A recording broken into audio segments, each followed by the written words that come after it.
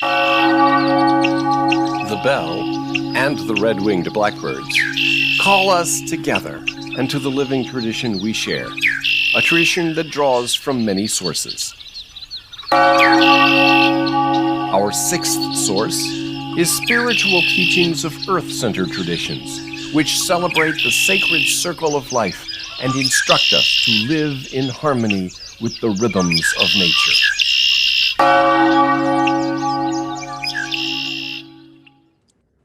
Good morning, CUUC. Welcome to virtual worship with Community Unitarian Universalist Congregation in White Plains, New York. I'm the Reverend Meredith Garmon, minister here, coming to you from our sanctuary. Good morning, Meredith. We're not seeing your video yet. I'm Tracy Brenneman, Community UU religious educator in my home in Westchester County. Good morning, I'm Adam Kent, CUUC music director here at my home in Manhattan, surrounded by Beethoven and Mozart. All of us are on land formerly of the Lenape Nation. Welcome to this home of liberal religion, which affirms 5 commitments. 1, learning. Revelation is continuous. Meaning has not been finally captured. Nothing is complete, and thus nothing is exempt from criticism. 2, freedom. All relations must rest on free consent. Because coercions may be subtle, the work of detecting and removing them is ongoing. 3, justice. We are morally obligated to direct our efforts toward the establishment of a just and loving community. Hence, the voices of prophets are central and indispensable. 4, institution building. We cannot become whole nor advance learning, freedom, and justice without good institutions. And 5, hope. Things could get better. There's no guarantee that they will, but with our efforts, they really might. So thank you for being here. It is good to be together. Our shared light is a beacon of hope. The Vernal Equinox was yesterday morning, so today is the first Sunday of spring, coming at the end of the last week that was mostly in winter. As the days lengthen, we have already gained back 11 minutes of the hour of morning light that was lost with the time change 1 week ago. The waxing first quarter moon is the worm moon and will be full next Sunday. On the Christian calendar, it's the 5th day of Lent, which continues 2 more weeks until Easter. A special welcome to our visitors. If you are a first-time visitor, we invite you to introduce yourself in the chat. You will find a link to the order of service on our website at cucwp.org. There you will find other resources to help keep us connected during this time and a donate button. For March, our Share the Plate funds go to the Murray Grove Retreat Center. We are able to take contributions via the donate button for your pledge, for the plate share, and for the minister's discretionary fund. Now, Board Chair Joe Majak has something to tell us and then will lead us in lighting our chalices. Hi, I'm Joe Majak. As the chair of the board for this congregation, I welcome you. Did you know that a new CUUC tradition will begin on Saturday, April 3rd?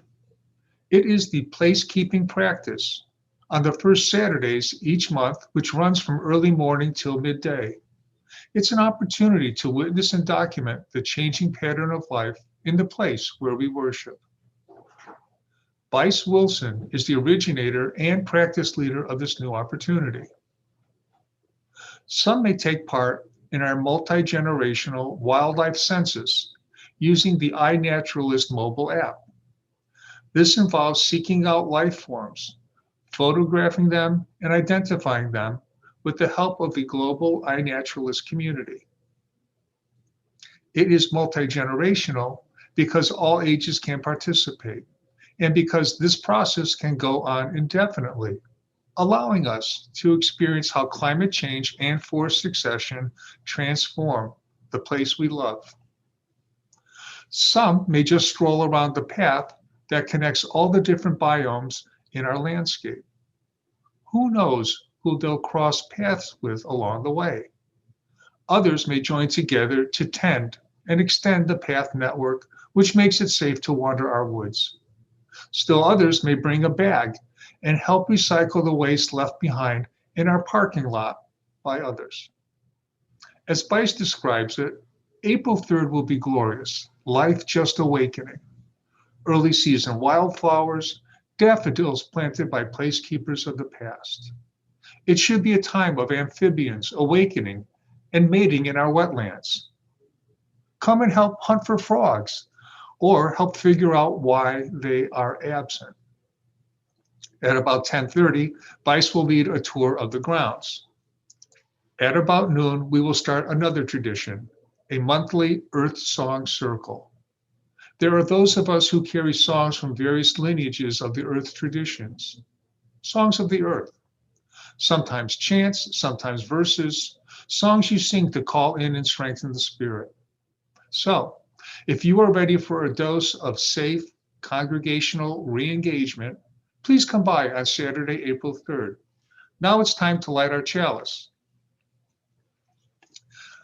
We dedicate our chalice today to the sixth source of the living tradition we share, spiritual teachings of earth-centered traditions, which celebrate the sacred circle of life and instruct us to live in harmony with the rhythms of nature. Please join me in the chalice lighting words of Griswold Williams.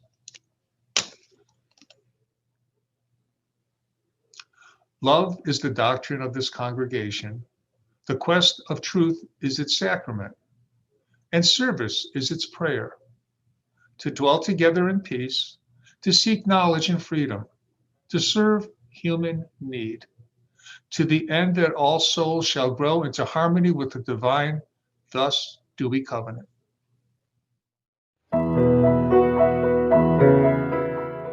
Fausto Sozzini's Racovian Catechism outlined the basic tenets of what was beginning to be called Socinianism. The Ten Commandments and Christ's teachings were to guide personal and social behavior. Christians may hold public office and bring suit in court. Common swearing is forbidden, but civil oaths are permitted. Self-defense is permitted, but not the taking of human life. Ownership of property is permitted, but not the accumulation of wealth above one's needs. Self-denial, patience, humility, and prayer are the primary responsibilities. Only one sacrament is recognized, that of the Lord's Supper. Baptism, while having no regenerative power and inappropriate for infants, is recognized as an appropriate act for welcoming converts. In the years after Fausto's death in 1604, the Socinian Church grew. There were yearly synods. The 1611 synod drew about 400 ministers and lay leaners, later synods even more. According to Jack Mendelson, it is generally believed that by 1618 there were more than 300 Socinian congregations.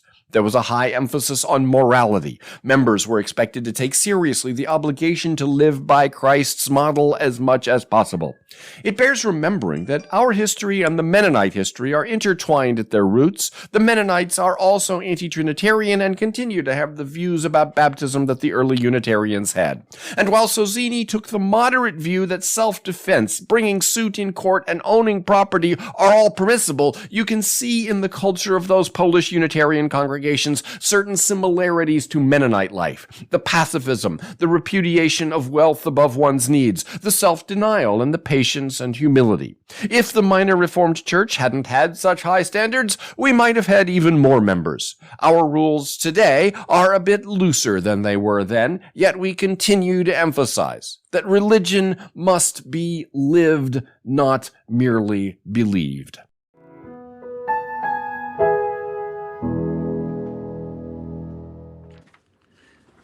The grandson of the great Jewish Enlightenment philosopher Moses Mendelssohn was baptized into the Lutheran faith when he was 7 years old. Although he would have acknowledged his Jewish roots and understood the anti-Semitism with which some of his colleagues viewed him, Felix Mendelssohn no doubt identified as Protestant. I have often wondered if he had the historic Jewish ghetto of Venice in mind in this poignant Venetian boat song.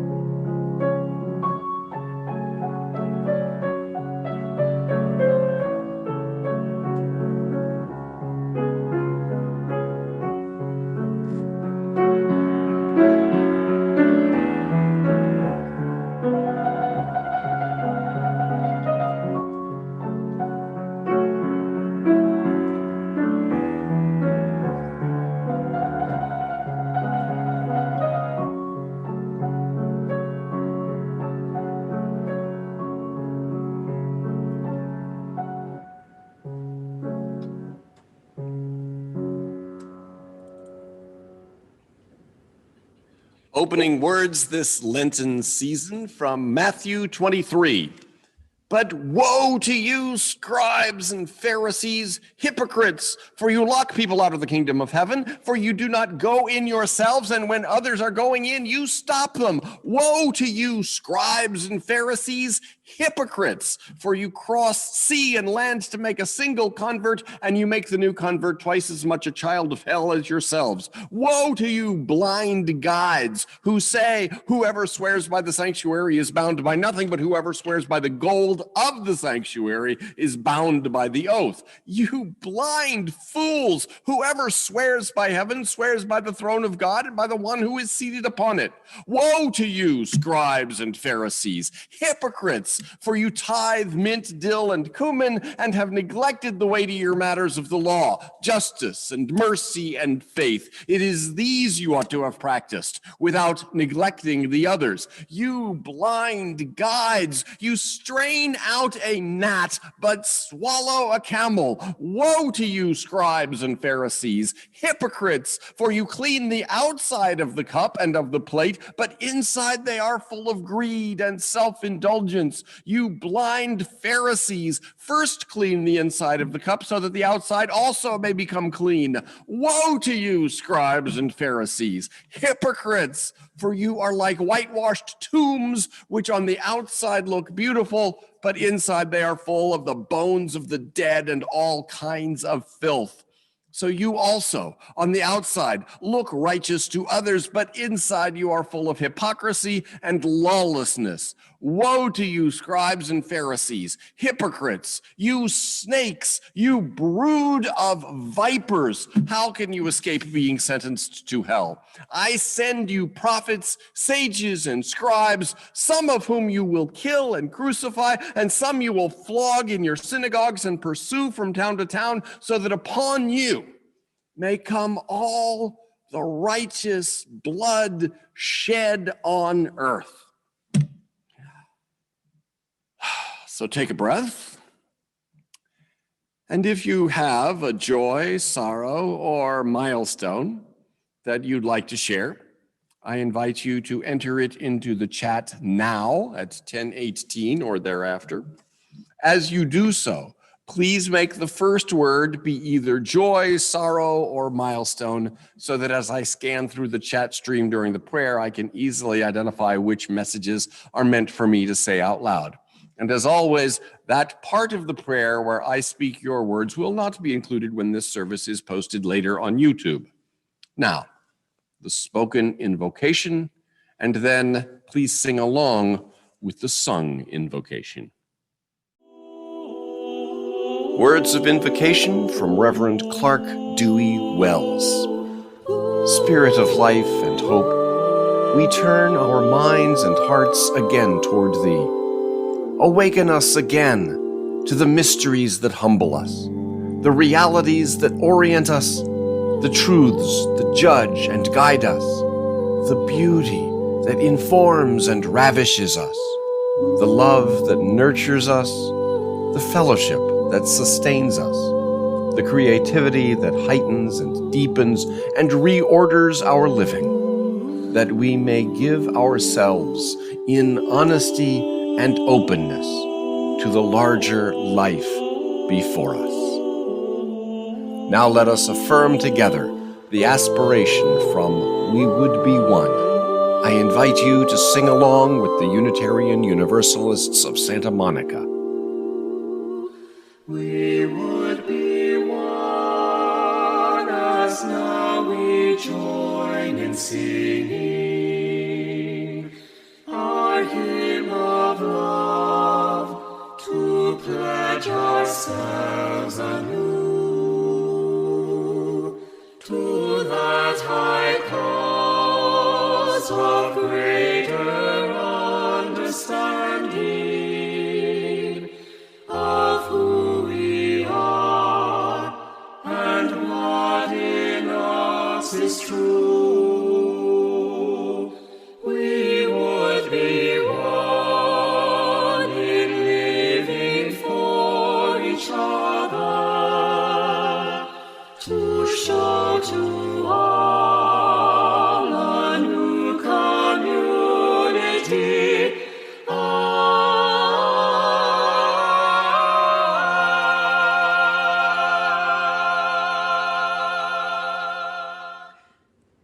mission of Community Unitarian Universalist Congregation is the covenant of this congregation. Would all the members and visitors who would like to affirm it along with me? We covenant to nurture each other in our spiritual journeys, foster compassion and understanding within and beyond our community, and engage in service to transform ourselves and our world. And now, music by the Canadian singer-songwriter Leonard Cohen from our own sanctuary in the hands of our own Creighton Cray.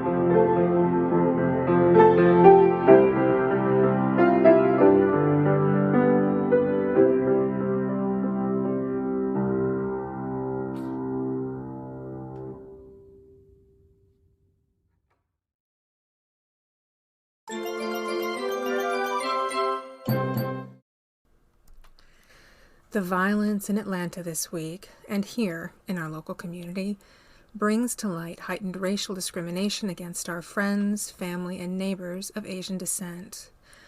I'd like to share with you a piece published in 2018 by Ellen Oh, who is Korean American. She describes the discrimination she faced and says her parents had it worse. Her parents, she says, faced humiliating racism and crippling poverty, yet never wavered in their love of their adopted country, the U.S. They don't seem to be embarrassed, as their daughter says she is, to be Asian in a white country. How is it that parents and daughter have such different responses to discrimination? Perhaps your family can take some time to explore that question. After all, as Ellen O concludes, it's through talking, sharing ideas with one another, that we replace ignorance and hate with understanding. This reading, Words Have Power, is published in the remarkable collection We Rise, We Resist, We Raise Our Voices.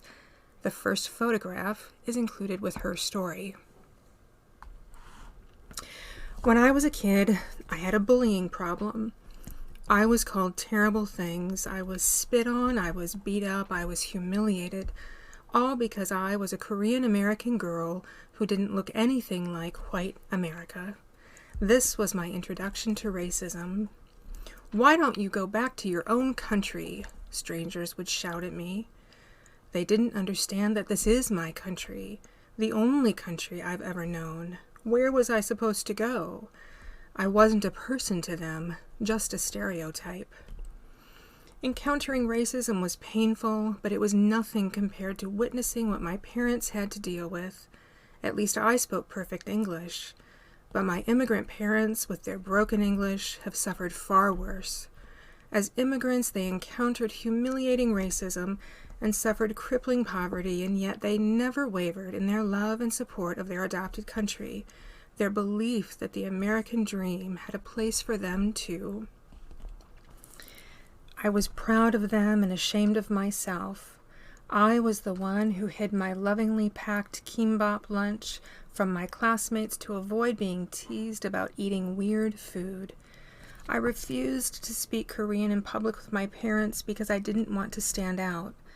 I was embarrassed to be Asian in a white country. But not my parents. Living in America didn't diminish their pride in their Korean culture and heritage. And when people sneered at their broken English, they reassured themselves that they spoke 2 other languages fluently, Korean and Japanese. When I think of all the humiliation they endured, I am both brokenhearted and proud. Racism taught me to hate myself, but my parents taught me to be proud of my culture, my heritage, to be proud to be Korean even when faced with bigotry and hate, and despite my moments of self-loathing. At the worst of my bullying, my dad told me, if someone hits you once, you hit them 10 times harder.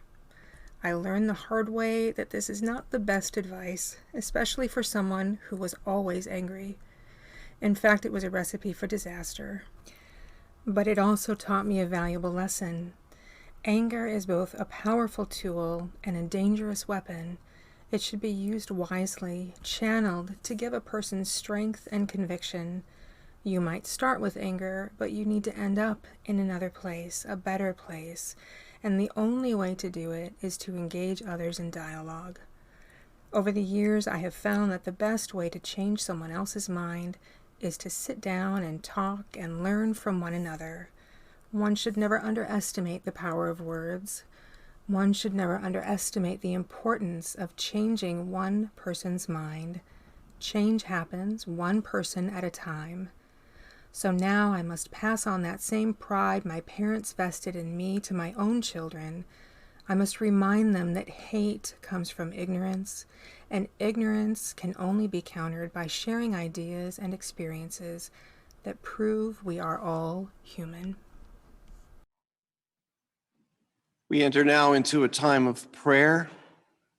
Dear source of love and grace, during this season of Lent, as we journey into symbolic death and the resurrection of Easter, may we be held in healing embrace. May all who suffer in need be held in healing embrace. May new life and purpose infuse all who are in pain, who are wandering in the wilderness of this broken and hurting world. The Vatican this week banned blessing same-sex unions. Our hearts go out to our queer Catholic siblings. May we have the courage to celebrate and stand up for all forms of liberating and life-giving relationships. Murders in Atlanta this week killed 8, including 6 Asian women. This violence is rooted in white supremacy and misogyny. Our hearts go out to the families and communities of those killed. May we turn toward instead of away from this grief and pain. May we be catalyzed to confront the roots of racism and xenophobia in our midst and within ourselves.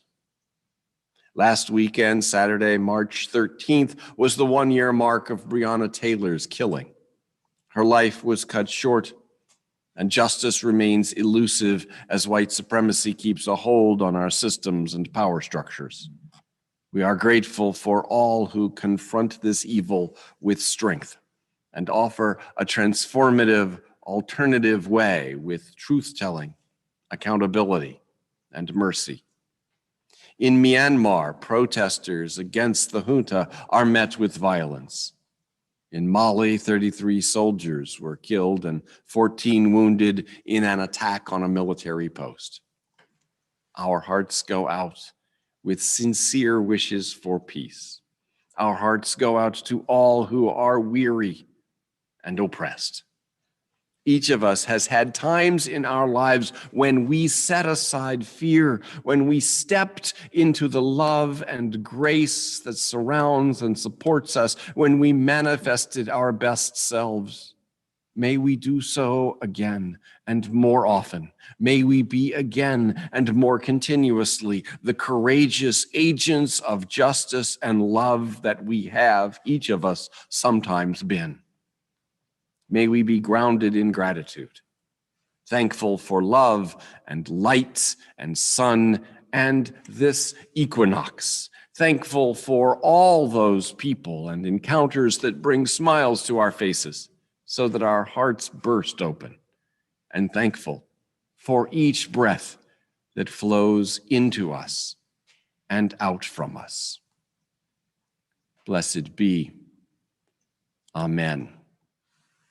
And so for all that has been said, that's been spoken, and for all that we are holding silently in our hearts today, we observe a moment of silence.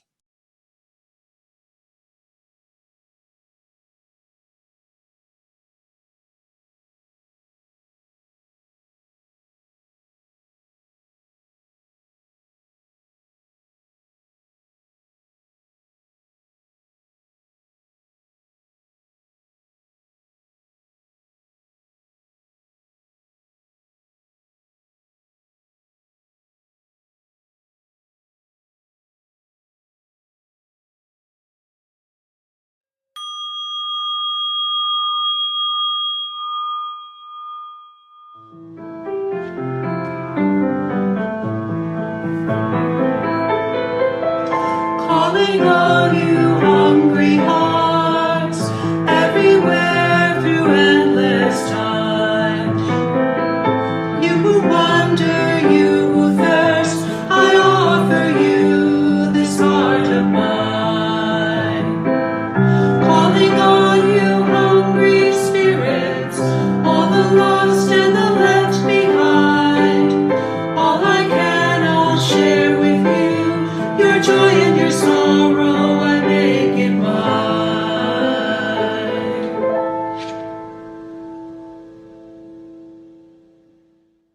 Johann Sebastian Bach did not need the trappings of church worship to celebrate God.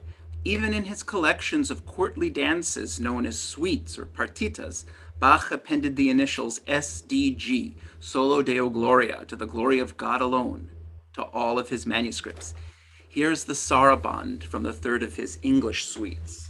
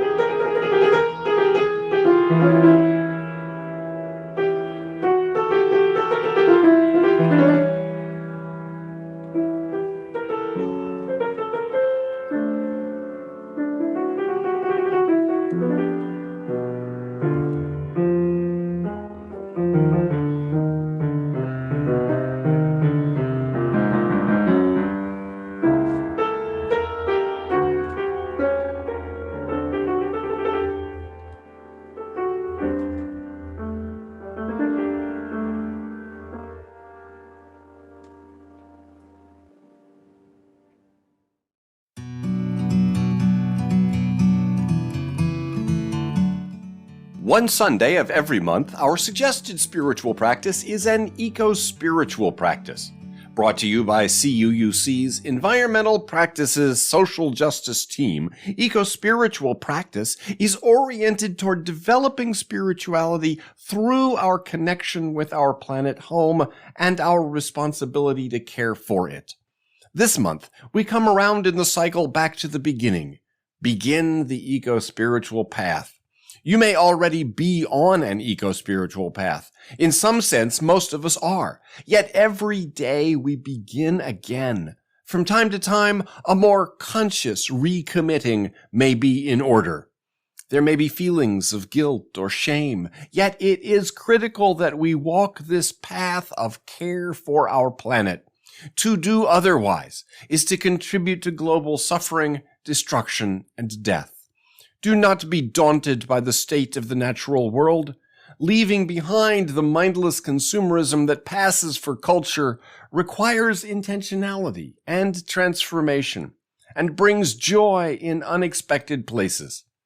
Suggested practices this month include starting a new journal for your reflections and revelations on the eco-spiritual path. Take a simple, mindful walk out your front door and design an opening ceremony to mark your new beginning. There are also group activities every month to do together with your eco-spiritual group. If you don't have one, maybe it's time to make some calls and get a group together.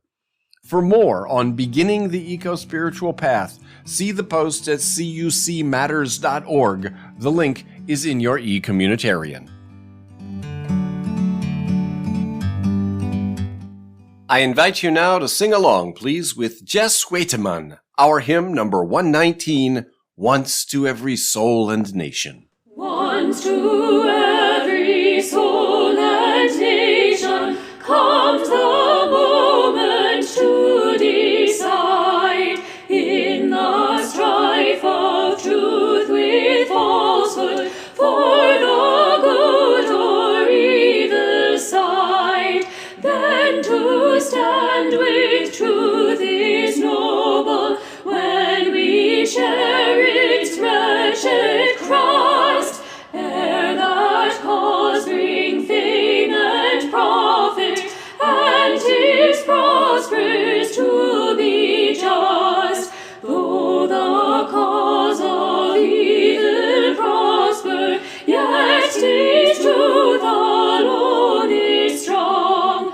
Though its portion be the scaffold, and upon the throne be wrong, then it is the brave one chooses, while the coward stands aside, till the multitude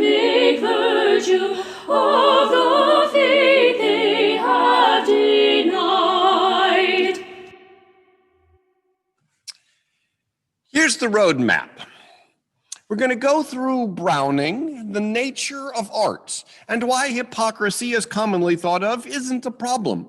We'll spring briefly by Mary Catherine Moore, and then we'll go to ancient Greece. We will see that integrity and belonging are really the same thing, and we'll drop in on Brené Brown.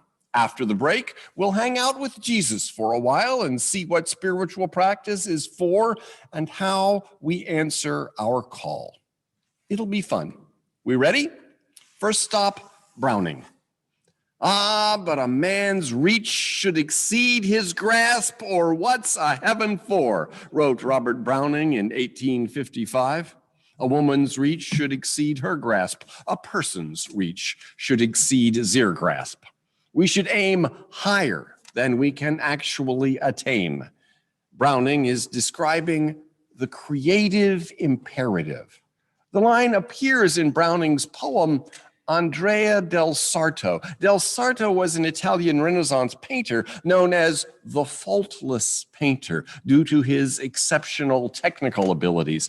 Browning seems to be suggesting that art can be faultless only if you know when you start out exactly what you're aiming at, and then you attain that aim.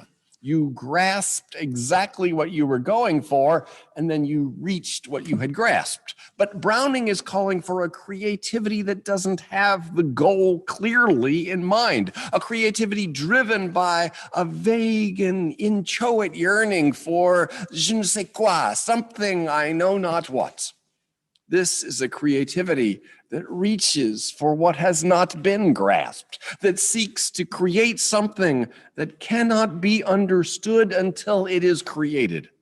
Such an art cannot be faultless, and for that matter, cannot be flawed, for there is not a standard against which fault or flaw may be assessed. We're all artists, creating a life. Every act, a brushstroke, a word, a musical note, a dance step. And we reach for what we cannot grasp. Some of what we reach for, we can articulate and measure. Some of what we reach for, we can articulate but can't measure. Some of what we reach for, we can't even articulate, though we feel we will know it when we see it. And so hypocrisy, as it is commonly understood, is not something I worry about much. Our theme for March is integrity, and our ideas about hypocrisy are bound to be one aspect of our ideas about integrity.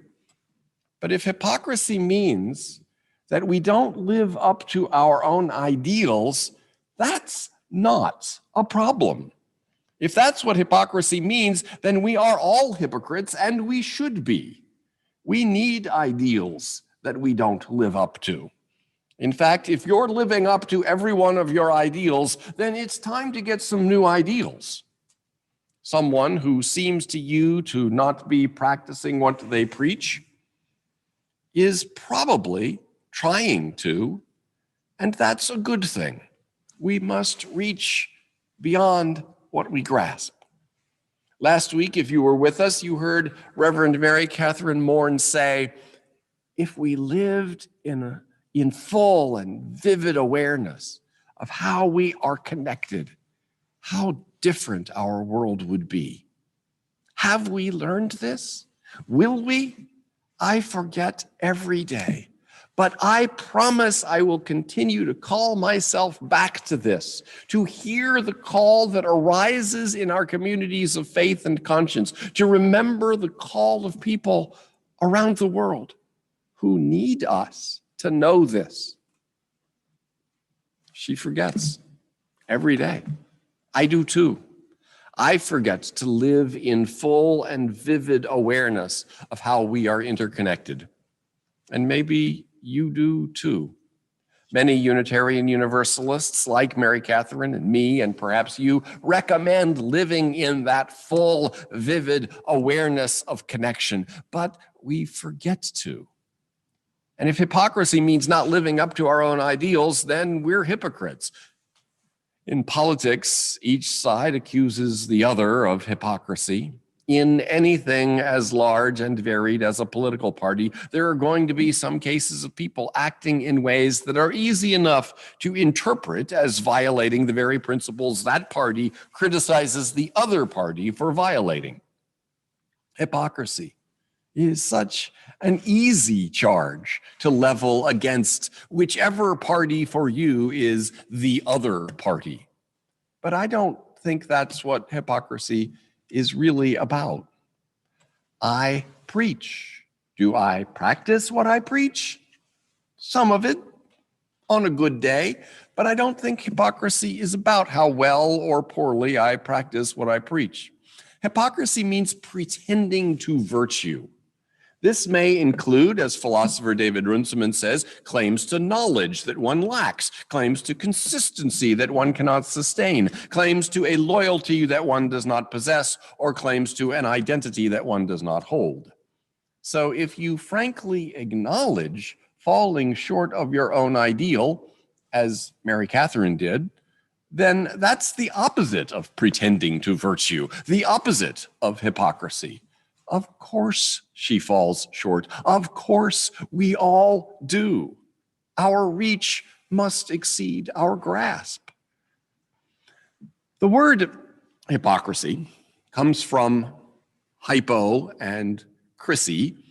Hypo means low or under, as in hypoglycemia for low blood sugar, hyposensitivity for undersensitivity, hypotension for low blood pressure, hypodermic for under the skin. It's the opposite of hyper. Crisy comes from a root that originally meant sift, decide, to sieve and thus discriminate or distinguish. In classical Greek, the meaning evolved from separate gradually to answer, as one might sift or weigh one's answer to a difficult question. And from there, the meaning evolved to answer a fellow actor on stage. The ancient Greeks, remember, had theater.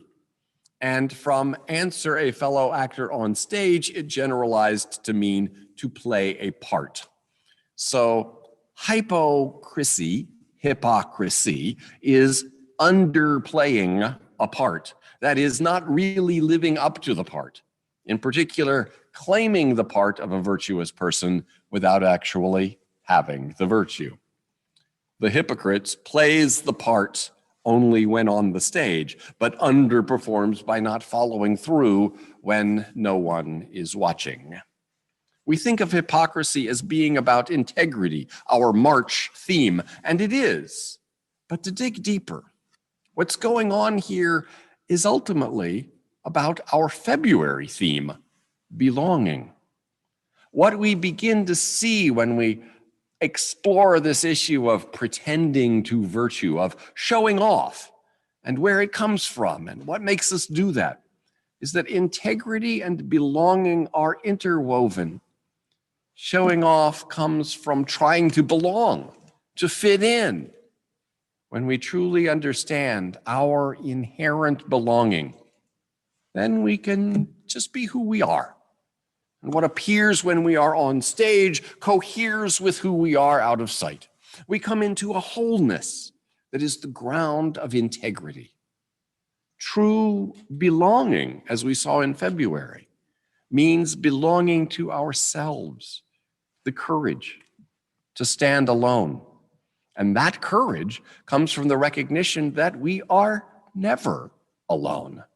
The courage to stand alone comes from knowing that we never stand alone. We are connected to one another, not by membership in a group that we tried so hard to fit into, but connected by love and the human spirit.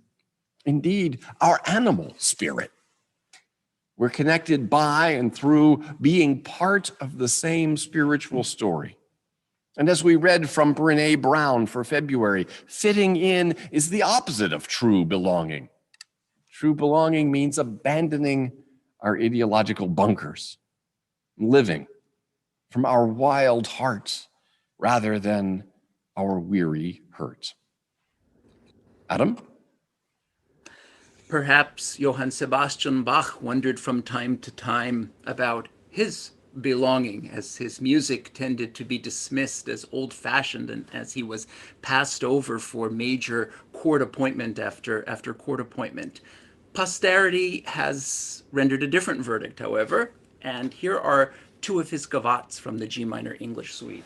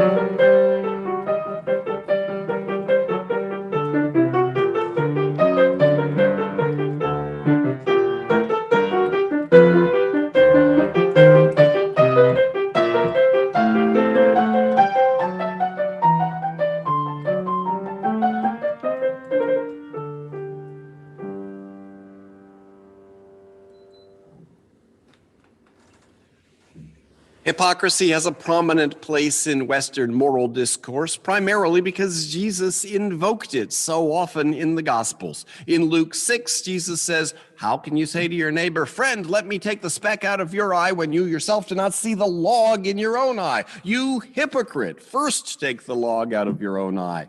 Then you will see clearly to take the speck out of your neighbor's eye." In Matthew 6, Jesus says, "When you give alms, when you pray, and when you fast, don't do it as the hypocrites do. Don't sound a trumpet before you so you may be praised by others. Give alms in secret, not letting your left hand know what your right hand is doing, and your Father who sees in secret will reward you. Don't pray in the synagogues and street corners so you may be seen by others. Pray in your room with the door shut, and your Father who sees in secret will reward you. When you fast, don't look dismal to show others that you're fasting, and your Father who sees in secret will reward you. In Luke 12, Jesus says to his disciples, beware of the yeast of the Pharisees, that is, their hypocrisy. Nothing is covered up that will not be uncovered. Nothing secret will not become known. Later in Luke 12, Jesus tells a crowd that they are hypocritical because they can interpret signs of rain or of a coming heat wave, but do not know how to interpret the present time.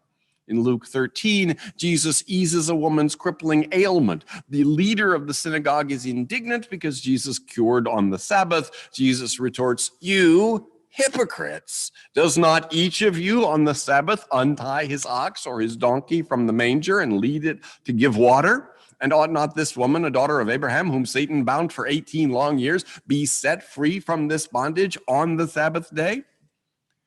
But it's in Matthew 23 that Jesus really lays into the scribes and Pharisees using the sternest words of condemnation that Jesus speaks anywhere in the Gospels. 7 times he imprecates, woe to you, scribes and Pharisees, hypocrites.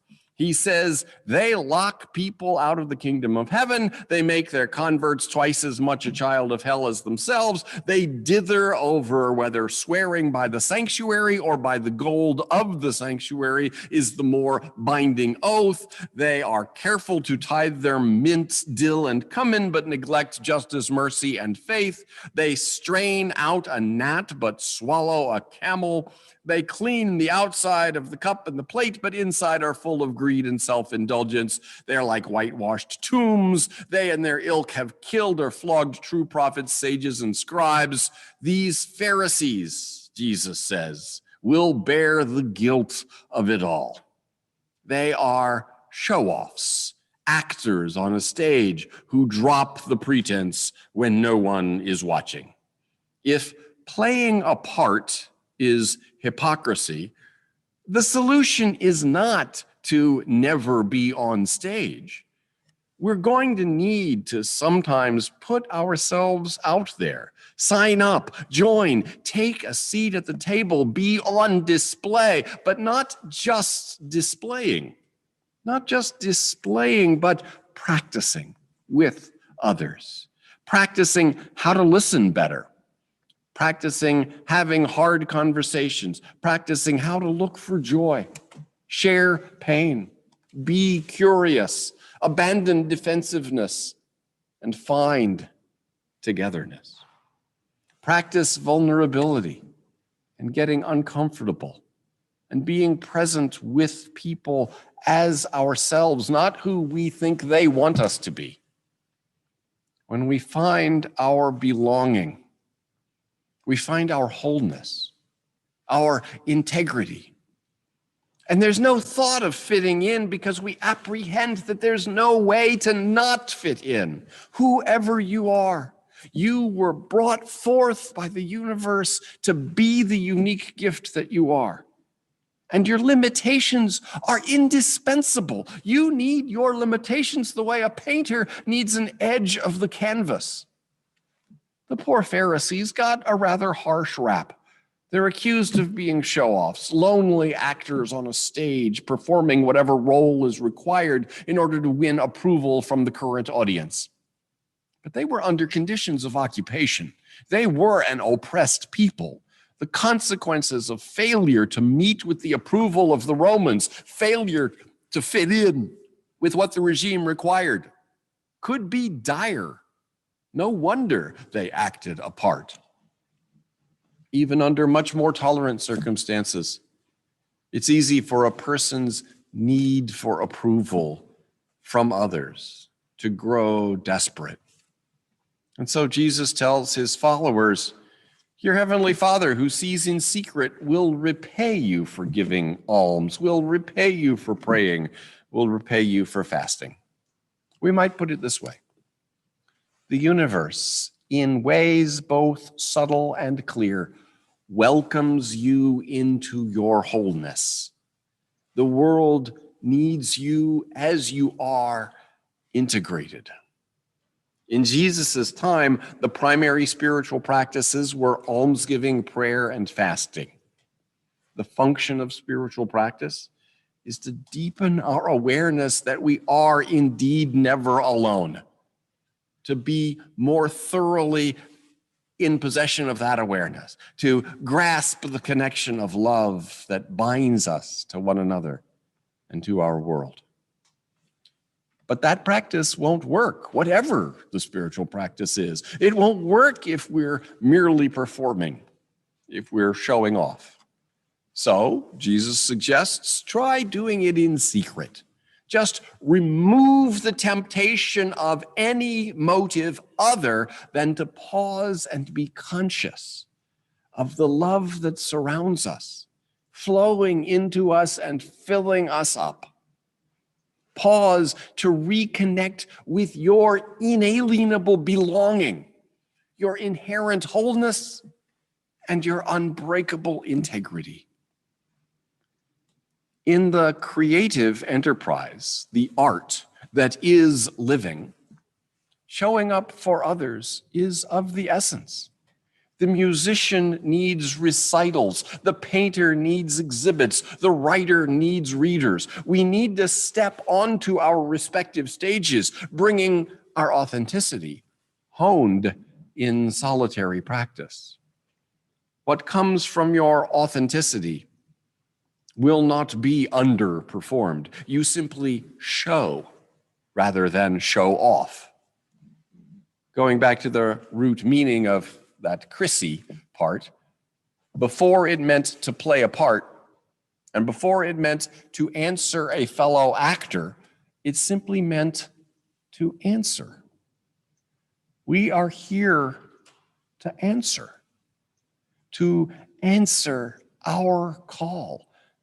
Respond to what we are called to be by offering up the wholeness of our being, rather than hypo-answering, under-answering with mere pretense.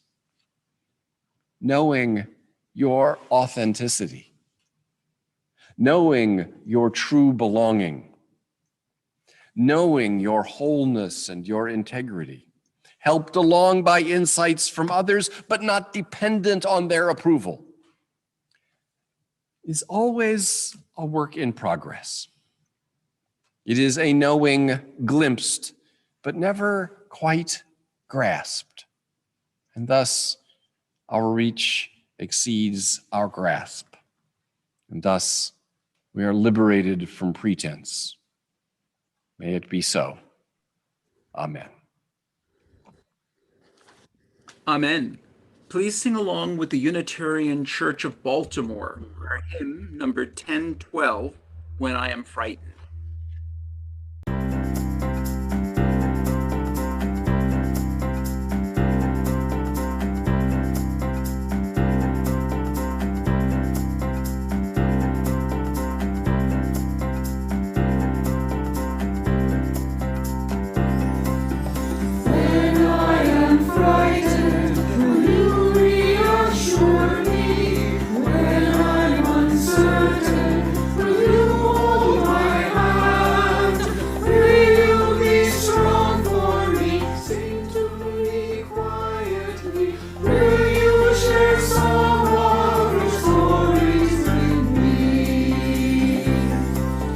If you will show me compassion,